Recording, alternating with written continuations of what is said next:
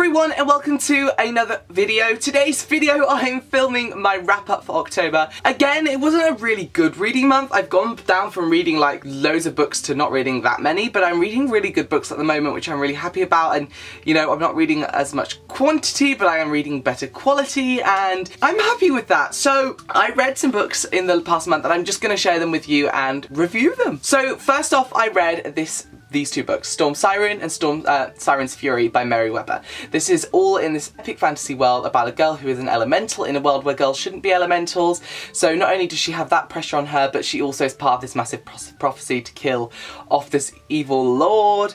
And there's magic and courtly intrigue and wars and like loads of mythological creatures and characters and beasts. And it's just really, really awesome read. I'm really looking forward to third book, Siren's Song, coming out really soon, and I love the cover for it as well. Yeah, I really liked this start to the series. I found the characters really interesting, I found the world really interesting, I really liked the detail and the descriptions of some steampunk elements in this, so yes, I did really like this and I cannot wait for the next one, and the covers again are so good. They're so gorgeous. I read this this book, which has got a series of mini-series in. So this is called Omega Beginning Mini-Series. So this beginning series is all in preparation for the book which Lizzie Ford, who wrote this, just came out. So I'm going to just share with you what that book is. So this is the book which has just come out called Omega by Lizzie Ford.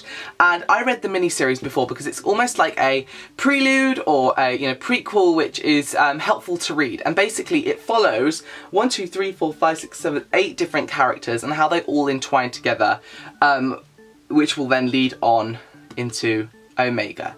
So basically we start off with Alexandra, and Alexandra she's this little girl who is basically in this world. It's like a modern day world, but Greek gods are known by people, and there's this big cross between modern and Greeks, and the Greek gods still rule, but it's like modern day and it's kind of dystopian and futuristic in that way. It's really, really cool and exciting aspect to a book. And basically I'm really excited about reading this because Alexandra is a young girl in this, and in the book Omega she is obviously a teen.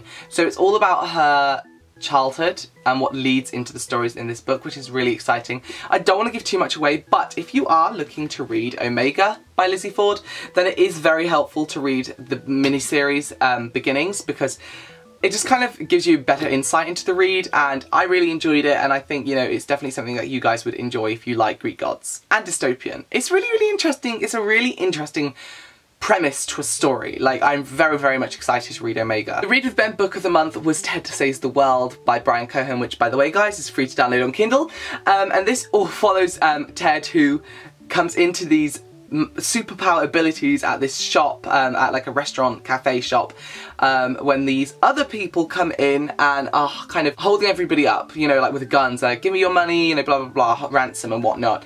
And Ted kind of has these superpowers, and then with the superpowers comes this new responsibility to save the world, because the people who are in the shop with the guns actually also don't have their original souls in. It's all about these souls taking over bodies, and Ted being the immortal soul, and it's just really comedic dark fantasy. So go and check out Ted Saves the World on Goodreads and download it for free if you fancy reading it. The Summer the World Ended by Matthew S. Cox was such a fantastic read. Like, this is the most twistiest book ever in the world.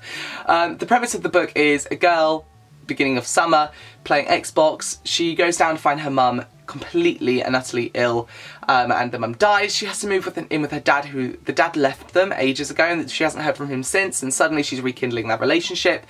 But strange things are going on, and then the end of the world happens because nuclear bombs are falling. And that's all I'm going to say. It is such an exciting read. Like, it honestly was such a fantastically exciting read.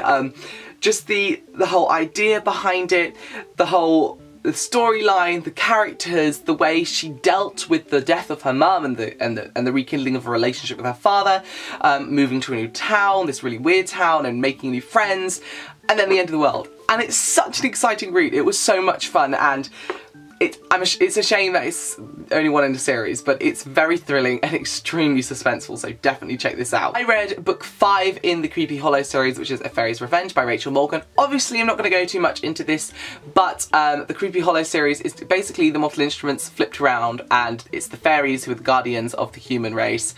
And the first 3 books is based on Violet Vi, and the next 3 books, and this is the second one in that next trilogy, is based on Calla. Now they're all part of one series, they're all the same series, it's just they follow different characters every 3 books, and I love it. I think it's such a unique read, and I loved this so much. I've read every single one of the books in Creeper Hollow series in one sitting, without even moving. And last but not least, I read probably the most unique, lyrical, beautiful read ever in my life. So this is The Little Mermaid. It's called Drown by Esther Del Seno, but twist, it's a dark take on The Little Mermaid. It's got like the original story behind it.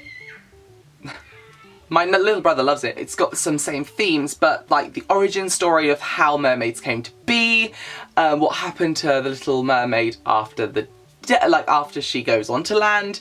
It's so interesting, and I love the mythology behind it. Also, it's good to say that in this book you don't know any of the names of the people. It's literally the Little Mermaid, the prince, the sea witch, the sisters, the king. Like, it's so interestingly done, and it makes, honestly, like, takes you in. It's only a small book, but it's one of those books that are so good. It's already in the Shakespeare & Co. Company book place in Paris, so if it's in there, you need to check this out. Drown by Esther Del Seno. So there you had it. They are the books that I read in the month of October. Not that many books, but I'm hoping to read a bit more than that in November. I've got 2 months now to the end of the year, and I want to beat my reading score for last year, but I think I've got a long way to go, and I might not be able to do it because I'm extremely busy at the moment, but I'm trying to read. My TBR will be up very soon for November. Thanks so much for watching. Don't forget to check out the Goodreads pages down below for these books, and I will speak to you in another video. Bye-bye!